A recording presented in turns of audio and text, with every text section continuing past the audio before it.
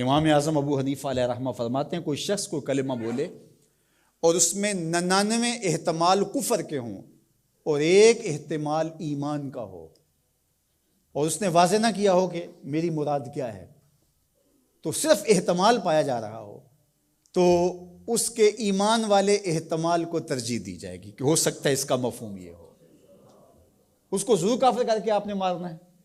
تو یہ جلد باز مفتی جو ہوتے ہیں، بلکہ وہ آج کل اصطلاح چلتی ہے فیس بک کی مفتی اور نابالغ مفتی، فتوے کو بھی کم از کم کوئی پختہ عمر آدمی ہو تو وہ فتویٰ دینا شروع کرے۔ یہ اتنے جو ہے وہ جو فتویٰ دینا شروع کر دیتے ہیں، پھر ان کے فتوے کی مشین گن ایسے چلتی ہے کہ پھر کسی کو معافی نہیں کرتا۔ یہ بھی غلو ہے، یعنی صحیح فتوے کو بھی قبول نہ کرنا، یہ بھی غلو ہے۔ اور دوسرا یہ ہے کہ بس تم فتویٰ دینے پہ تلو اور دیکھو نہ کہ وہ کیا کہہ رہا ہے اور ایک دم فتویٰ جڑ دو، تو یہ بھی غلو ہے۔ تو فتویٰ یہ شریعت اسلامیہ کا ضابطہ ہے، مفتی شریعت نے بٹھائے ہوئے ہیں۔ حضور کے زمانے میں اور حضور علیہ السلام کے بعد باقاعدہ صحابہ مسائل بیان کرتے تھے، فتویٰ دیا کرتے تھے، لیکن حضرت صدیق اکبر رضی اللہ تعالیٰ عنہ کا زمانہ آپ دیکھیے، آپ نے 7-8 لوگوں کے علاوہ کسی کو جو ہے وہ اجازت نہیں دی تھی کہ وہ فتویٰ دے۔ اور یہاں کوئی بندہ عرب سے آیا تو وہ جس سے بھی بات کرے نا تو وہ کوئی نہ کوئی مسئلہ بتا دیا جائے۔ ایک ان پڑھ سے بھی کوئی مسئلہ شریعت کا پوچھ لیں تو وہ بھی اس کے بارے میں کوئی نہ کوئی بتا دے گا۔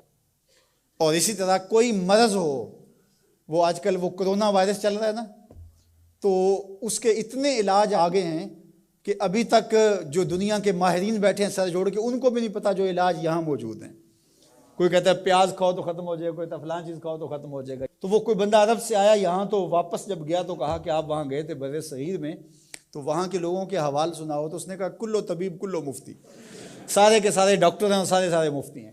فتویٰ بھی ہر بندہ دیتا ہے اور ہر بندہ جو ہے وہ کوئی نہ کوئی نسخہ بھی بتا دیتا ہے۔ میں ایک دن لڑکوں کو بتا رہا تھا کہ میں شوگر کی وجہ سے، وہ ظاہر ہے یہ ایک ایسا مرض ہے کہ جو ظاہر ضرور ہو جاتا ہے، کہیں چائے ہو تو جی یا اس میں چینی نہ ڈالنا، یہ چیز نہ دینا، تو پتہ چل جاتا ہے شوگر ہے۔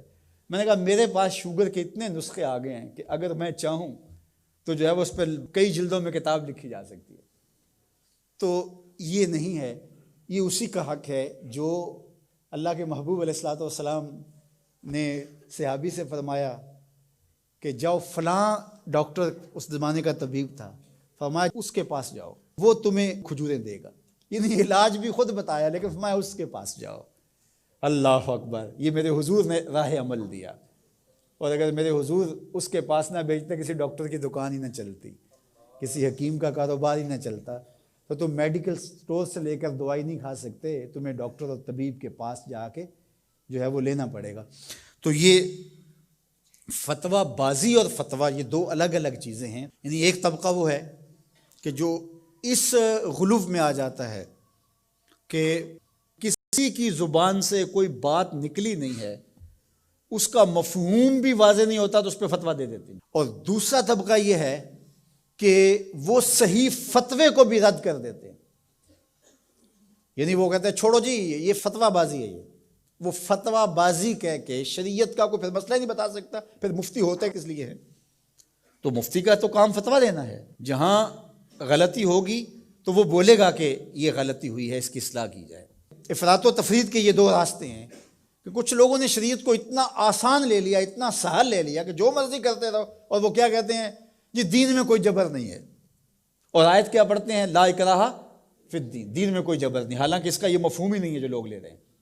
اس کا مفہوم یہ ہے، قرآن کی پوری آیت پڑھیں، لا اکراہ فی الدین قد تبین الرشد من الغی، کہ حق اور باطل واضح ہو گیا، یہ کفر ہے یہ اسلام ہے، تو جب واضح ہو گیا تو کوئی جبر نہیں، کوئی اسلام لانا چاہتا ہے تو لے آئے۔ بندوق رکھ کے کسی کی گردن پہ یا تلوار رکھ کے نہیں کہا جائے گا کہ تو کلمہ پڑھ ورنہ تجھے کاٹ دوں گا، یعنی جبرن کسی کو مسلمان نہیں کیا جائے گا۔ قد تبین الرشد من الغی، حق اور باطل کے راستے واضح ہو گئے۔ لیکن اس کا یہ مفہوم لوگوں نے لے لیا کہ دین میں کوئی جبر نہیں ہے، مطلب کیا کہ جو مرضی کرتا پھرے۔ میاں جب تم اسلام لے آئے ہو تو پھر اسلام کی پابندیاں تو تمہیں قبول کرنی پڑیں گی۔ تم کسی بھی ملک میں جاتے ہو تو اس کے قوانین کیا تم وہاں فالو نہیں کرتے ہو؟ اگر نہیں کرو گے تو چالان ہوگا یا نہیں ہوگا؟ جب آپ نہیں گئے تھے تو آپ پابند نہیں تھے، آپ کسی کالج میں، یونیورسٹی میں، کسی ادارے میں آپ داخلہ ہی نہیں لیتے تو آپ کو کوئی پوچھے گا ہی نہیں۔ جب داخلہ لے لیا تو پھر اگر لیٹ آئے تو پھر بھی سرنش ہوگی، وقت سے پہلے چلے گئے پھر بھی پکڑ ہوگی، اس لیے کہ اب تم داخل ہو۔ جب تم اسلام میں نہیں تھے تو لا اکراہ فی الدین، لیکن جب تم نے کلمہ محمد عربی کا پڑھ لیا ہے تو پھر تمہیں نماز بھی پڑھنی ہوگی، تمہیں روزے بھی رکھنے ہوں گے، اور تمہیں شریعت کے احکام کو اپنے اوپر نافذ کرنا ہوگا۔